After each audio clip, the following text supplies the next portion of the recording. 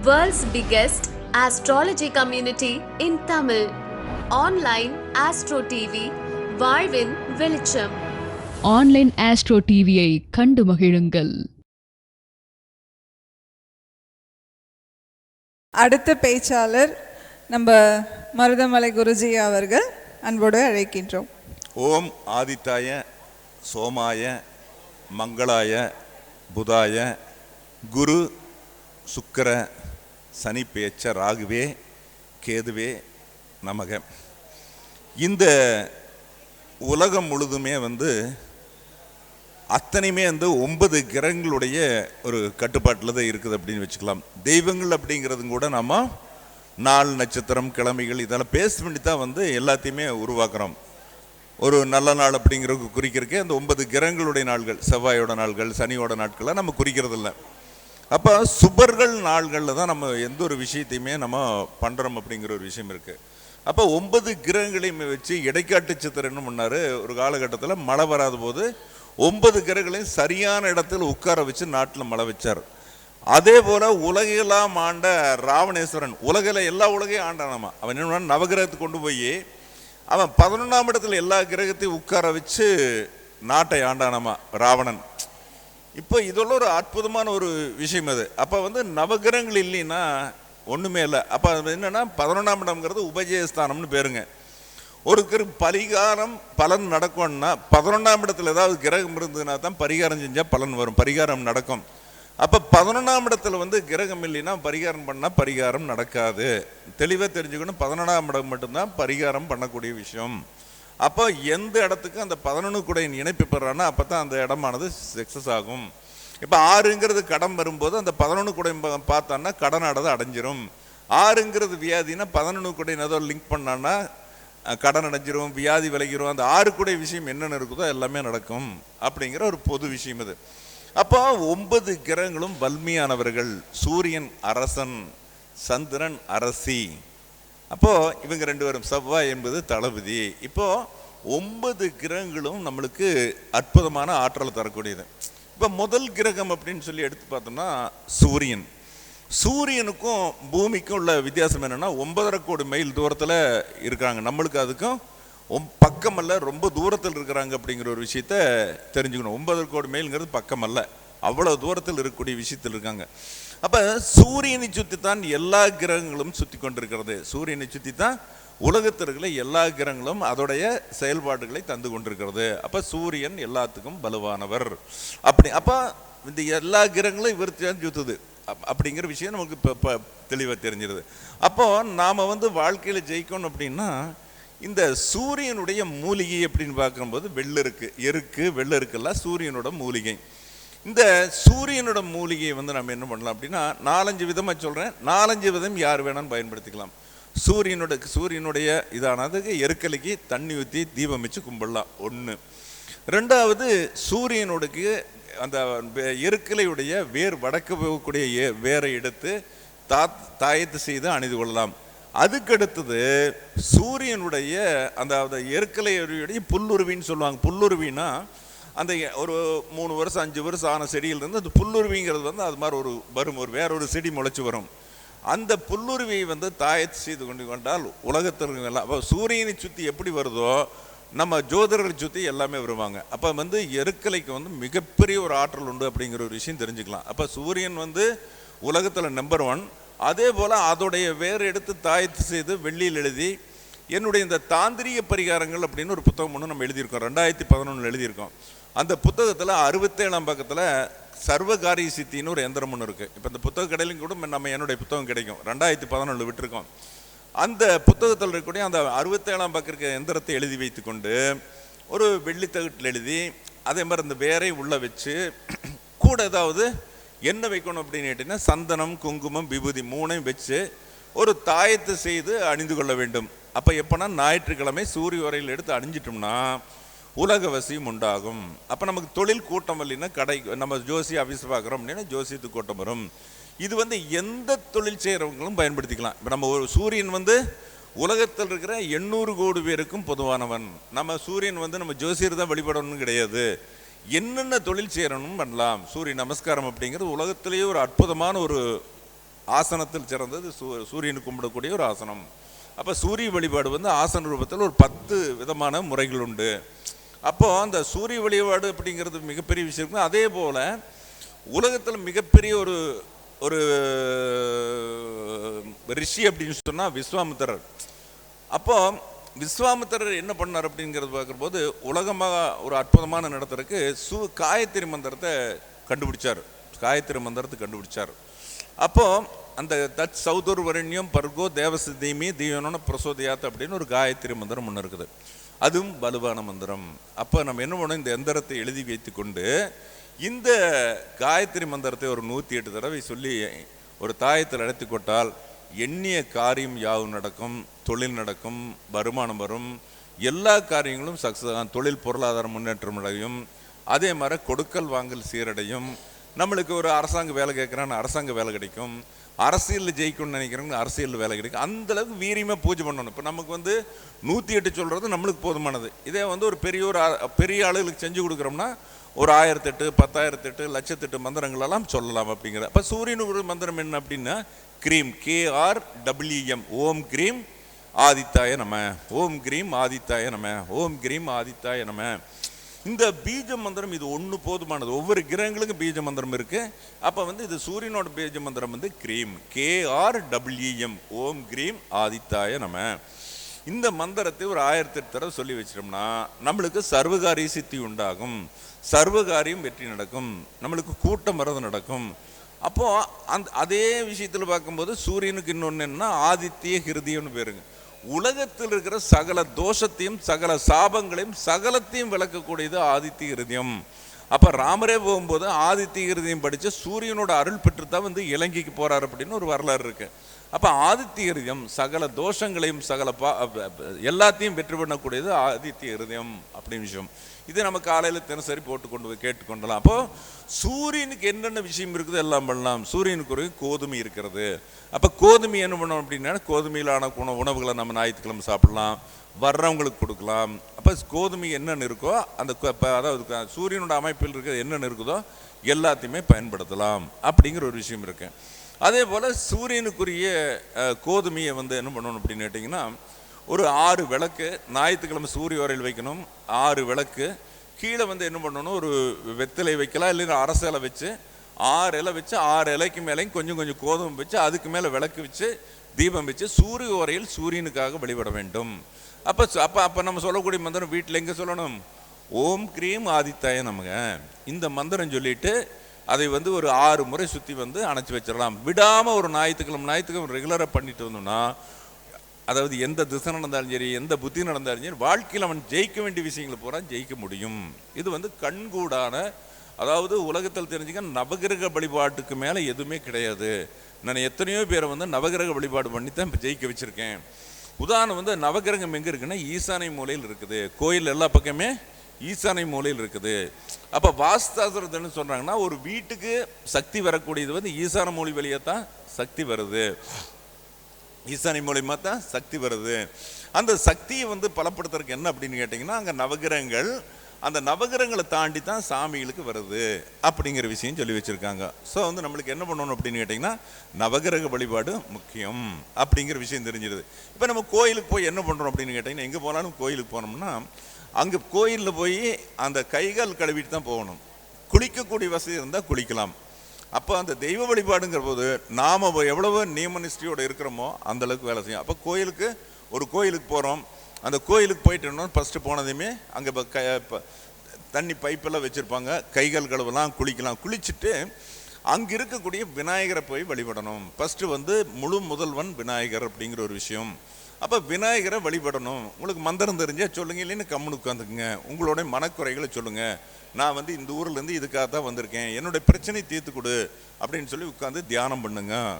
அப்போ பழம் வச்சுருந்தோம்னா பழத்துக்கு மடியில் வாழைப்பழம் வச்சுருந்தோம்னா அந்த ஜெபம் பண்ணி அங்கே இருக்கிற ஆணைகளுக்கும் கூட கொடுக்கலாம். முதல்ல வந்து வழிபாடு பண்ணி வச்சு அப்போ விநாயகருக்கு என்ன பண்ணணும்னா நம்ம உட்காந்து ஜெபம் பண்ணிவிட்டு விநாயகருக்கு என்ன பண்ணணும் அப்படின்னா வழிபாடு பண்ணுறதுக்கு முன்னே ஒரு மந்திரங்கந்தரம் தெரிஞ்சு போட்டு ஒரு 3 தடவை தோப்பிக்கரணம் போடுவாங்க. தோப்புக்கரணம் அப்படிங்கிற போது இந்த கையை வந்து 2 கையை மாற்றி வச்சு இந்த கட்டவரல் வந்து வெளி சைடு இருக்கிற மாதிரி தோப்புக்கரணம் போடுவார்கள்.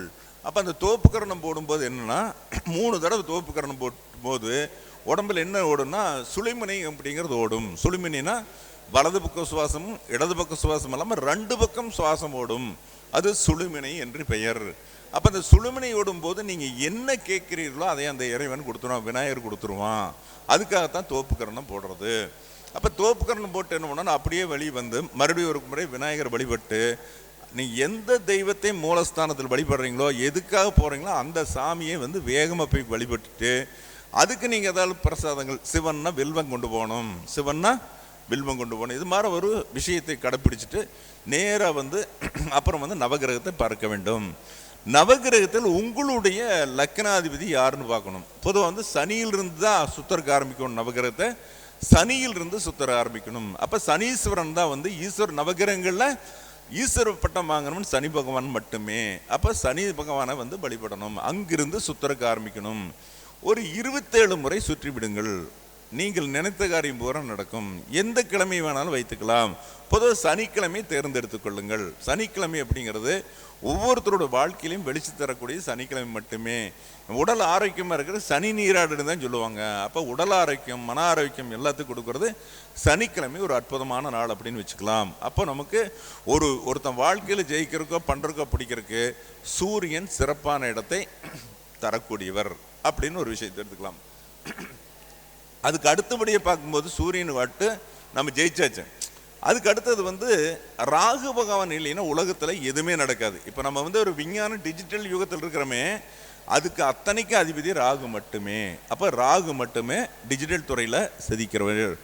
இப்போது இன்னும் பிரகாசமாக இருக்கும்னு நினைக்கிறேன் முத்துப்பாண்டி எல்லாம் என்ன பண்ணணும் அப்படின்னா, இந்த நவகிரகத்தில் இருக்கக்கூடிய ராகுவை வழிபடுறதுக்கு என்ன பண்ணணும் அப்படின்னு கேட்டிங்கன்னா, அதோடைய விருட்சம் அப்படின்னா நாவல் மரம், அதோட விருட்சம் நாவல் மரம். அந்த நாவல் மரத்துடைய வடக்கு போகிற வேரோ நாவல் மரத்தில் இருக்கிற புல்லுருவியோ எடுத்து தாயத்து செய்து கட்டி கொள்ளலாம். அல்லது வடக்கு போகிற வேரை எடுத்துக்கொண்டு பூஜை செய்யும்போது இந்த டிஜிட்டல் துறையில் இருக்கிறவங்களுக்கு பூரா நடக்கும். அதே மாதிரி என்ன பிரச்சனை இருக்குதோ அத்தனையும் நடக்கக்கூடிய ஆற்றல் வந்து உண்டு. நாகதோஷம், சர்ப்பதோஷம், புத்திரதோஷம், கலச தோஷம், தோஷம்னு யார் யார் சொல்கிறாங்களோ அத்தனை தோஷத்தையுமே வந்து நாவல் மரத்துடைய விலகும். நாவல் மரம்ங்கிறது ரொம்ப எல்லா பக்கம் இருக்கக்கூடியது. அந்த காலத்தில் கிராமத்தில் நாவல் பழம் சாப்பிடுவாங்க. அப்போ நாவல் வேருக்கு அந்த அளவுக்கு உண்டு. அப்போ நாவல் மரத்து புல்லுருவி, மரத்தில் இருக்கக்கூடியது வந்து மரத்தில் இருக்கக்கூடிய புல்லுருவி எடுத்து அதையும் தாயத்தில் அணிந்து கொள்ளலாம். அப்போ வந்து இந்த ஊடகம் அப்படின்னு சொல்லிக்கலாம் நாவல் மரம் ரொம்ப பயன்படும். எனக்கு வேறுபடிக்கு தெரியாதால புடுங்க தெரியாதவங்கள என்ன பண்ணணும் அப்படின்னு கேட்டிங்கன்னா, அந்த நாவல் மரத்துடைய அந்த மரத்துக்கு போய் தண்ணி ஊற்றிட்டு வரலாம். ஒரு லிட்டர் 2 லிட்டர் தண்ணி போட்டு ஒரு 3 சுற்றி கும்பிட்டு வரலாம். என்னால் வந்து நாவல் மரம் எனக்கு தாயத்தெல்லாம் பிடிக்காது, வேறு பிடுங்க முடியாது அப்படின்னு நினைக்கிறவங்கெல்லாம் என்ன பண்ணணும் அப்படின்னு கேட்டிங்கன்னா, அதற்கு தண்ணி ஊற்றி வழிபடலாம். வீட்டில் நாவல் மரம் வைக்கக்கூடாது, வீட்டில் நாவல் மரம் வைக்கக்கூடாது. தெளிவாக தெரிஞ்சுக்க வேண்டிய விஷயங்கள் வச்சுக்க. எந்தெந்த மரம் வைக்கணுங்க வைக்கக்கூடாதுன்னெலாம் வாஸ்து நிபுணர்கள் சொல்லுவார்கள். அப்போ பொதுவாக வந்து நம்மளுக்கு இந்த மரம் நாவல் மரம் வந்து வீட்டில் வைக்கக்கூடாது. ஏன்னா அந்த பழங்கள் குருவிகள்லாம் வரும், குருவிகள்லாம் பண்ணிட்டு அப்புறம் இலைகள் நிறைய விழுகும், அதெல்லாம் கூட்டுறது பெருக்கிறதெல்லாம் கொஞ்சம் கஷ்டமாக இருக்கும். அது ஒன்று. வேப்ப மரம் இலைகள் ஒரு நிறைய விழுகக்கூடிய மரங்களெல்லாம் வைக்கிறது வந்து நம்மளுக்கு சரி வராது. அப்போ இலைகள் எல்லா மரம் விழுகும், இதில் இந்த நாவல் மரத்திலெல்லாம் நிறைய விழுகும். ஸோ வந்து வாழ்க்கையில் ஜெயிக்கிறதுக்கு ராகு பகவான் முக்கியம். குழந்தை பாக்கியமிட அதுக்கு தண்ணி ஊற்றி வழிபடலாம். அதே மாதிரி தொழில் அமையிருக்கு, தொழில் நம்மளுக்கு நீண்ட காலம் எதிர்பார்த்துருக்கோம், தொழிலே அமைய மாட்டுங்க அப்படிங்கிறதுக்கு பயன்படலாம். அதே மாதிரி இந்த ஊடகம் அப்படிங்கிற டிஜிட்டலில் யார் எலக்ட்ரிக்கல் எலக்ட்ரானிக்ஸில் பயன்படுறவங்களுக்கு பூராமே வந்து ராகு பயன்படும். இது எந்த தொழிலுக்கு இப்போ ஜோதிடத்தில் ஒரு ஜெயிக்கணும் அப்படின்னா ஒருத்தனுக்கு வந்து ராகு திசை வரும்போது தான் ஜோதிடத்துக்கு உள்ளே வருவான், ராகு வரும்போது தான் ஜோதிடத்துக்கு வருவான். அப்போ ராகு தான் வந்து, அப்புறம் 2வது செவ்வாய். அப்போ ராகுவோ செவ்வாயோ வரும்போது தான் ஒருத்தன் வந்து ஜோதிடத்துறையில் வர முடியும். மற்ற திசை வரும்போது அவனுக்கு இருக்குதாங்கிறத விட மற்ற திசை மாறும். உண்மையிலேயே வந்து யாராருக்கு ராகு திசை இருக்குதோ அது அந்த ராகு திசை நடக்கும்போது அவங்களுக்கு ஈடுபாடு வந்துடும். இப்போ ஜனன காலம் அப்படின்னா யாருக்கு ராகு வரும்? செவ்வாயோட நட்சத்திரத்துக்கு உடனே ராகு வந்துடும். அப்புறம் அது செவ்வாய் நட்சத்திரம் அடுத்து ராகு வந்தாச்சு. ஆனால் அதே சமயத்தில் புனர்பூச நட்சத்திரத்துக்கு ராகு வரும்னு சொல்ல முடியாது. அப்போ அதுக்கு முன்னால் ரோகிணி நட்சத்திரத்துக்காரர் ரோகிணி, மிருகசீரிஷம், திருவாதிரை ராகு வரும்.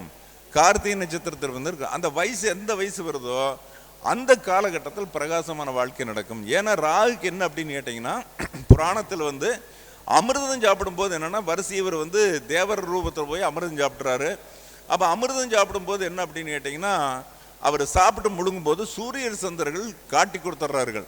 அந்த காட்டி கொடுத்ததுனால என்ன பண்ணுறாரு அப்படின்னு கேட்டால், உடனே விஷ்ணு என்ன பண்ண சக்கரத்தை வீசி அவன் தலையை வெட்டி எறிஞ்சிடுறாரு. அப்போ தலையில் மட்டும் அமிர்தம் கொண்டவன் ராகு, அப்போ மனித தலை கொண்டவன் ராகு, வால் வந்து வேறையாக இருக்கும் அப்படிங்கிற விஷயம். இதே வந்து கேதுங்கிறது தலை வந்து பாம்பாக இருக்கும் அப்படிங்கிற விஷயம். அப்போ வந்து ராகு வந்து அமிர்தம் கொண்டதுனால ராகு காலத்தில் வந்து மொத்தம் 1.5 மணி நேரம் உண்டு. முதல் 1/2 மணி நேரம், 2வது 1/2 மணி நேரம், 3வது 1/2 மணி நேரம் என்னென்ன செய்கிறீங்களோ அத்தனை விஷயங்கள் உண்டாகும். ராகு வந்து வெடியும். அதே மாதிரி லக்கணத்தில் ராகு இருக்கிறவங்க எல்லா நேரத்திலும் எல்லாமே செய்யலாம். ராகு கெடுதலை தராது. ராகு கெடுதலை தராது.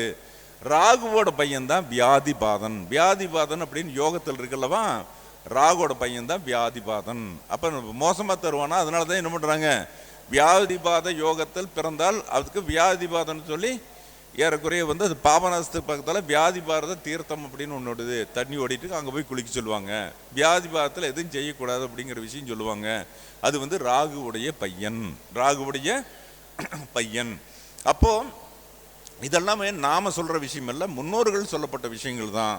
அப்போ இப்போ ராகுக்கு வந்து வழிபடுறதுக்கு அது ஒரு முறையாச்சு. அப்போ ராகுக்கு வேறு என்ன வழிபடலாம் அப்படின்னு கேட்டிங்கன்னா, இந்த உளுந்து இருக்குல்ல, உளுந்து முழு உளுந்தை வந்து என்ன பண்ணணும் அப்படின்னு கேட்டிங்கன்னா, முழு உளுந்தை வந்து ஒரு வெத்தலை கொஞ்சம் வாங்கி, வெத்தலை பாக்கு வாங்கி 1 ஸ்பூன் உளுந்து வச்சு வெத்தலையை மடித்து தலைக்கடியில் வச்சு படுத்துறது.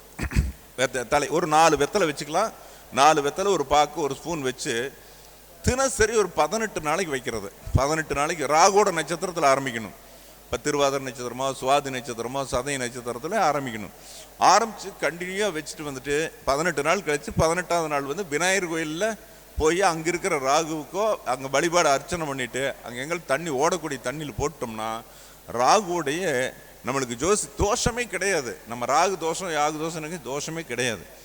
அந்த ராகு நாள் யோகங்கள் அதிகமாகக்கூடிய வாய்ப்பு பூரா அவன் உண்டு பண்ணிடுவான் அப்படிங்கிற ஒரு விஷயம் இருக்குது. அதே போல் ஒவ்வொரு கிரகங்களுமே இப்போ படிக்கணும்னா படிப்போறோம்னு புதன் வித்யாகாரகன் அப்படிங்கிறோம். அப்போ புதனை வழிபடணும். திருமணம் நடக்கணும்னு யாருன்னா சுக்கிரன் தான் கலசரகாரகன், சுக்கிரனை வழிபடணும். சுக்கிரன் வந்து கஞ்சனூர். இப்போ திருமணம் நடக்கணும்னா வீட்டில் உட்காந்துட்டு சுக்கிரனை மனசில் நினச்சிட்டு இருந்தால் எதுவும் நடக்காது. அப்போ சுக்கிரனுடைய கோயில் எதுவோ சுக்கிரனை வழிபடணும், சுக்கிரனோட மந்திரங்களை சொல்லணும். அப்போ சுக்கிரன் எப்படி அழகானவன் அம்சமான அழகா லட்சணமாக இருக்கணும். அப்படி இருக்கிறவங்களுக்கு மட்டும்தான் சுக்கிரன் வேலை செய்யும். அப்போ நம்மளை பொறுத்தல என்னன்னா ஒவ்வொரு விஷயமே அவங்க சொன்ன முறைப்படி செய்யணும். கொஞ்சம் முன்னாடி சொன்னாங்க குலதெய்வத்துக்கு போனால் ஒத்து வர்றதில்லை அப்படின்னாங்க. ஏன் குலதெய்வத்துக்கு போனால் ஒத்து வர்றதில்லை அப்படின்னா, இப்போ குலதெய்வம் அப்படிங்கிறது என்னென்னா நம்முடைய இறந்து போன மூதாதையர்கள், நம்மளோட இறந்து போன மூதாதையர்கள் ஆச்சுங்களா. இப்போ நம்ம போகிறோம் குலதெய்வத்துக்கு போகும்போது என்ன பண்ணுறோன்னா போயிட்டு சாமி கும்பிட்ற எல்லாம் பண்ணுறோம். இடம் ஏரிய வேக்கன்ட் பிளேஸாக இருக்கும். நாம் என்ன பண்ணுவோம், அந்த பழம் தேங்காய் பேப்பர் இது மாதிரிலாம் கையில் வச்சுட்டு அங்கே ஓப்பன் பிளேஸாக இருந்தோன்னா போயிட்டு என்ன பண்ணுவோம், சாப்பிட்டு அங்கே எங்கால் வீசுவோம், நிழலில் வீசுவோம். அப்போ நிழலில் வீசும்போது அங்கே வந்து நம்முடைய மூதாதையர்கள், இறந்து போன மூதாதையர்கள் அவங்க என்ன பண்ணுவாங்க, தான் மறுபிறவி செல்லணும் அப்படிங்கிறதுக்காக அங்கே உட்காந்து தியானம் பண்ணிட்டு இருப்பாங்க. இப்போ அவங்க மேலே வந்து விழுந்துட்டேன்னா அவங்களுடைய கோபத்துக்கு உள்ளாக நேரிடும், அவங்களுடைய கோபத்துக்குள்ளாக நேரிடும். அப்போ அவங்களோட கோபத்துக்கு காரணத்தினால என்ன பண்ணுவாங்கன்னா, இவன் கோயிலுக்கு கும்பிட்டு வீட்டுக்கு போவான், வீட்டுக்கு போகிற போது என்ன பண்ணுவாங்க, அவங்க கோபத்தில் என்ன வண்டி தள்ளி விட்டுருவாங்க. வீட்டுக்கு போனான்னா அது நாளைக்கு வீட்டில் சண்டை இல்லாமல் இருந்ததுன்னா வீட்டில் சண்டை வந்துடும். ஸோ குலதெய்வத்துக்கு போகும்போது பணிவாக போக வேண்டும். எந்த குலதெய்வம் போனாலும் பணிவாக போகணும். அந்த இடத்துல போய் இந்த குப்பை போடுறது தேங்காய் உடைச்சி போடுறதெல்லாம் இருக்கக்கூடாது, அசுத்தம் பண்ணக்கூடாது. கோயிலுக்குள்ளே போகிறீங்கன்னா நேராக மெயின் என்ட்ரன்ஸ் போங்க. எல்லாம் சுற்றி பார்க்குற இடத்துல எல்லாம் காட்டுக்குள்ளையெல்லாம் சுற்றக்கூடாது. நம்ம மெயினாக ஏன்னா எல்லாமே அவங்களுடைய மூதாதையர்கள் சமாதி. குலதெய்வங்கிறது எத்தனை வருஷமாக இருக்குனால தெரியாது. அதில் அவங்க இறந்த சமாதிகள் இருக்கலாம், அவங்களுடைய ஆத்மா நடமாட்டம் இருக்கலாம், இதெல்லாமே இருக்கும். அதனால குலதெய்வத்துக்கு போகும்போது அந்த வேலை செய்யக்கூடாது. ஏன்னா அவன் என்ன சொல்லனா, யமனே வரும்போது இவன் என்னுடைய பிள்ளை அப்படின்னு சொல்லி குலதெய்வம் சொல்லுமா. யமன் வரும்போது இவன் என்னுடைய குழந்தை அப்படின்னு சொல்லக்கூடிய அமைப்பு வந்து குலதெய்வத்துக்கு உண்டு. நீங்கள் எந்த தெய்வத்துக்கு வழிபாடு பண்ண போனாலும் அந்த சாமியுடைய வலதுகை பக்கம் குலதெய்வம் இருக்கும்.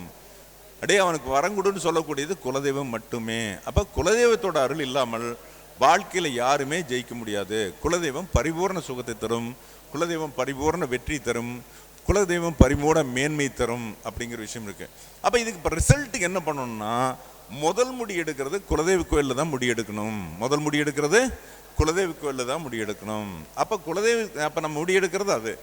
அப்போ இப்போல்லாம் நம்ம என்ன பண்ணுறோம், வசதிக்கு ஏற்பட்ட இடத்துல போய் முடி எடுக்கிறாங்க. அப்படி எடுக்கக்கூடாது. எப்பவுமே முடி எடுக்கிறது குலதெய்வ கோயிலில் தான் முதல் முடி எடுக்கணும். அப்புறம் ரெண்டாவது எங்கே வேணாலும் பண்ணிக்கங்க. அதே மாதிரி ஒரு நல்லது நடக்குது, ஒரு கல்யாணம் கச்சேரி அப்படின்னா குலதெய்வ கோயிலில் வேண்டியதான் முதல் பத்திரிக்கை வைக்க வேண்டும். அப்போ அந்த மூதாதையர்களுடைய ஆசீர்வாதத்தோடு செய்யக்கூடிய காரியங்கள் எதுவுமே முழு வெற்றி தரும். அப்போ அந்த பத்திரிக்கையை அங்கே வச்சு கும்பிட்டு அங்கே பத்திரிக்கை அங்கேயே வச்சுட்டு வந்துடணும். அப்புறம் உறவு கொடுக்குறதெல்லாம் வேறு மாமனுக்கு கொடுக்குறது, தாய் மாமனுக்கு கொடுக்குறதெல்லாம் ரெண்டாவது விஷயம். அப்போது நம்மளை பொறுத்தல என்னென்னா, சரியாக எதை செய்கிறோமோ, சரியாக என்ன பண்ணுறோமோ அதெல்லாம் நடக்கும். அப்போ குலதெய்வம் முக்கியமானது. அப்போ குலதெய்வத்துக்கு கூடவே இன்னொன்று யாருன்னா பிதிருக்கள் ரொம்ப முக்கியமானவர்கள். பிதிருக்கள் வழிபாடு நம்மளுக்கு அவசியம் தேவை. இறந்து போன மூதாதையர்களை கண்டிப்பாக வழிபட வேண்டும். நம்மளால் முடிஞ்ச அளவுக்கு வழிபடலாம். நம்ம குலதெய்வத்தை நம்ம இறந்து போயிருக்காங்க, அப்போ அவங்களெல்லாம் இப்படி தான் வழிபடணுங்கிறதெல்லாம் கிடையாது. திதி தர்ப்பணம் தான் கொடுக்கணுங்கிற விஷயம்லாம் கிடையாது. போங்க, தண்ணி எடுத்துக்கங்க, தெக்குமோமா நின்றுக்குங்க, கொஞ்சம் எள்ளு எடுத்துக்கங்க. என்னுடைய 21 தலைமுறை புண்ணிய ஆத்மாக்களும் எனக்கு வரம் கொடுக்கட்டும், 21 தாய் தந்தையராட்டும் 21 தலைமுறைன்னு எனக்கு நல்லது கொடுக்கணும்னு சொல்லி அந்த தெக்குமோமா நின்று, கடலாக இருந்துன்னா கடலில் முக்குளிச்சுட்டு 3 தடவை அந்த தண்ணி விட்டிங்கனாவே போதுமான அந்த தோஷம் போயிடும். இந்த பிதிர் தர்ப்பணம் கொடுக்கக்கூடியது இந்த ஆள்காட்டி விரலுக்கும் கட்ட விரலுக்கு மத்தியில் இருக்கிறது தான் பிதிர் தர்ப்பணம். அப்போ இந்த தர்ப்பணம் கொடுக்கறது இந்த 2 விரலுக்கு மத்தியில் தான் அந்த தண்ணியானது ஜலத்தை விட வேண்டும். விடும்போது தான் அந்த தோஷங்கள், பிதிர் தர்ப்பண தோஷங்கள் போய் தோஷங்கள் அவங்க என்ன பண்ணால் நம்மளுக்கு நல்லது செய்யறதுக்கான வழியை கொடுப்பாங்க. அதே மாதிரி என்ன பண்ணணும், அவங்களுக்கு வழிபாடு பண்ணும்போது என்னென்னா, அவங்களுக்கு நம்ம வீட்டில் வச்சு வருஷத்துக்கு ஒருக்கா வழிபாடு பண்ணலாம். அவங்களோட புகைப்படங்களை வச்சு வழிபாடு பண்ணக்கூடாது. அந்த ஆத்மாக்கள் நம்மளுக்கு ஒரு 12 நாளோ 16 நாளோ அவங்களுடைய குல வழக்குப்படி முடிச்சதுமே என்ன பண்ணணும் அப்படின்னு கேட்டிங்கன்னா, அந்த படங்களை எல்லாம் அப்புறப்படுத்திடணும். அதே மாதிரி அவங்களோட ஜாதகத்தை எல்லாம் தண்ணியில் விட்டுறணும். ஞாபகார்த்தங்கிறது வேற. அப்போ அந்த தெய்வம் அந்த இறந்து போன முன்னார்கள் சிவனடி சேர்ந்தார்கள், இறைவனடி சேர்ந்தார்கள் அப்படின்லாம் சொல்லும்போது அவர்களை அங்கே போக விட்டுற வேண்டும். நாம் அவங்கள போட்டோ புகைப்படம் வச்சு நம்ம வீட்லேயும் உட்கார வச்சிட்டோம்னா அவர்கள் பிறப்பெடுக்கிறதுக்கு போகலாமல் சுற்றிட்டு இருப்பாங்க. ஸோ இதையெல்லாம் நம்ம பார்த்துட்டு ஒரு 16 நாள் முடியுதுன்னா அந்த போட்டோவை எடுத்து கட்டி கன்னி பேக்கில் போட்டு கட்டி பீரோவுக்குள்ளே வச்சிடலாம். வருஷத்துக்கு எப்போ சாமி கும்பிட்றீங்களோ அப்போ தான் அந்த படத்தை எப்போவுமே படத்தை வைக்கக்கூடாது. எப்பவுமே மாட்டி வச்சு வழிபடுறது ஒரு சிலருக்கு ஏற்படும். கடக சிம்மராசிக்காரர்களை பிதிருக்கள் வழிபாடு பண்ணாங்கன்னா பெருசாக தப்பு வராது. போட்டோக்களை வச்சு வழிபாடு மற்ற ராசிக்காரர்களுக்கு ஒத்து வராது. இருந்தாலும் எல்லாத்துக்கும் ஒரு பொது விதி என்னன்னா, இறந்தவர்கள் இடத்தை வைக்கக்கூடாது. தெளிவாக இருக்கிற விஷயம், ஞாபகார்த்தம் தேவையில்லை. அவர்கள் என்றுமே நம்மளுக்கு பிரபஞ்சத்திலிருந்து நம்மளுக்கு ஆசீர்வாதம் செய்து கொண்டே இருப்பார்கள். வருஷத்துக்கு நம்ம கொடுக்கக்கூடிய அந்த எள்ளுந்தண்ணின்னு சொல்லக்கூடிய அந்த தர்ப்பணம் பண்ணக்கூடியது நீங்கள் குளிக்கிற போதே பண்ணலாம். குளிக்கிற போதே தெக்குமோமா நின்று தண்ணி 3 தடவை வெட்டு அந்த இடத்துல விட்டு என்னுடைய முன்னோர்கள் அனைத்து பேருக்குமே அவங்களுடைய ஆத்மாவுக்கு வணக்கம் அப்படின்னு சொல்லி, புண்ணிய உலகத்திலும் புண்ணிய ஆத்மாக்களுக்கு வணக்கம் அப்படின்னு சொல்லி விட்டிங்கனாலே போதுமானது. அவங்க ஜெயிக்கக்கூடிய வழி பூரம் அவங்களுடைய அமைப்பு இருக்கும் அப்படிங்கிற விஷயம். அப்போ பிதிர் தர்ப்பணம், குலதெய்வம், இது எல்லாமே பிரச்சனை. நீங்கள் சொத்து பிரச்சனை வருது, பங்காளிகள் பிரச்சனை வேற காரணமே என்ன அப்படின்னு கேட்டால், பிதிருக்களுக்கு தர்ப்பணம் கொடுக்காத எந்த வீட்டில் கொடுக்கப்படலையோ பங்காளிகள் சண்டை வந்துடும். பிதிர்கள் அவங்க செத்து போகிறவங்க முதல்ல என்ன பண்ணணும், சொத்துக்களை பிரித்து கொடுத்துட்டு போயிடணும். பிரித்து குடிக்காமல் செத்து போயிட்டாங்கன்னா அந்த ஆத்மாக்களை அங்கேயே சுற்றி பங்காளிகள் சண்டை வந்துடும். சொத்து பிரிக்காமல் எனக்கு இந்த பகுதி அந்த பகுதின்னு வரும்போது பிதிருக்களுடைய தோஷத்தினால அந்த பிதிருக்கள் தோஷம் ஃபுல்லாக இருக்கும். அப்போ இதுக்கெல்லாம் என்ன பண்ணணும், கட்டாயம் வழிபாடு பண்ணும்போது அந்த குடும்பத்திற்கு எல்லாரும் சேர்ந்து தான் போகணும். பங்காளி வர்க்கமெல்லாம் சேர்ந்து ஒன்று சேர்ந்து போய் அதுக்கு உட்பட்ட இடம், ராமேஸ்வரம் போகிறாங்களா, கொடுமுடி போகிறாங்களா, பவானி கொடுத்துட்டு போகிறாங்களா, பரசுராம சேத்திரம் போகிறாங்களா அப்படிங்கிறதெல்லாம் அவங்கவுங்களுக்கு உட்பட்ட விஷயம் அப்படிங்கிற விஷயம் இருக்குது. இது ஒரு கணக்கில் போகும். அதே மாதிரி ராகுக்குரிய ஒரு அமைப்பு உலக அளவில் பார்க்கும்போது ஒரு ஐயா முத்துப்பாண்டி ஐயா எவ்வளோ நேரம் பேசணும், எவ்வளோ நேரம் பேசணும், என்ன உங்களுக்கு வேலை இருந்த பார்க்கணும். சரி, நான் ஏன்னா நாளைக்கு காலையில் 7 மணிலிருந்து எல்லாத்துக்குமே சான்றிதழ் கொடுக்கக்கூடிய ஒரு முழு நேரம் நாளைக்கு சாயந்தரம் ஏறக்கூடிய 7 மணி 8 மணி வரைக்கும் இருக்கும். இங்கே கூடியிருக்கக்கூடிய அன்பு நண்பர்கள் எல்லாருமே வந்து நேரத்தில் போய் தூங்கினா தான் காலையில் எழுந்திரிச்சு நாளைக்கு வேலை செய்ய முடியும் அப்படிங்கிற ஒரு விஷயம் இருக்குது. அதனால் நம்ம பேசிகிட்டு இருந்தால் சரி வருமா அப்படிங்கிற போது முத்துப்பாண்டிக்கிட்ட கேட்டேன். ஏன்னா பொதுவாக வந்து இங்கே பர்மிஷன் கொடுக்குற அவர் தானே, டிஜிட்டல் ஆப்ரேட்டர் அவர் தானே, அவரும் இது கொடுத்தா ஆண்டவன் கொடுத்த மாதிரி தான் வச்சுங்களா, ஆண்டவன் கொடுத்த மாதிரி. ஏன்னா அவரும் சிம்மராசி அப்படிங்கிற விஷயத்தை சொன்னார், மக நட்சத்திரம்னு சொன்னார். அப்போ மகன் நட்சத்திரத்துக்கு அதிதேவதை யாருன்னா பிதர்கள் அப்படின்னு பேர். உட்காந்துக்குங்க, பிதர்கள் அப்படின்ட்டாங்க.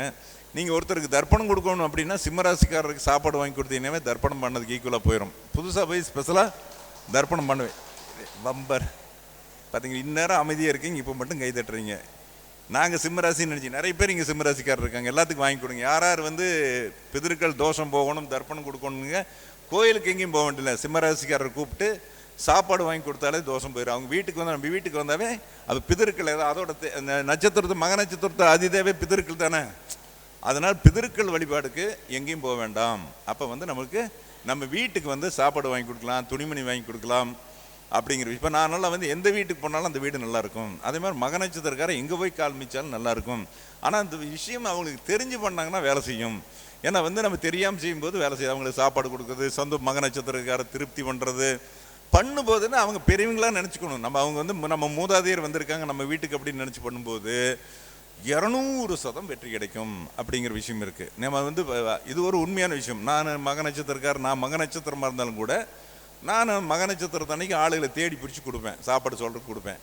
அது இல்லாமல் இந்த நம்ம ஜோதிட சொந்தங்களுக்கு கொடுக்குறோமல்ல மிகப்பெரிய விஷயம். எப்படி பெரிய விஷயம் அப்படின்னா அவங்க வந்து 27 நட்சத்திரத்தையும் பிடிக்கிறாங்க, 9 கிரகங்களும் அவங்களுக்கு சொந்தக்காரராக இருக்குது.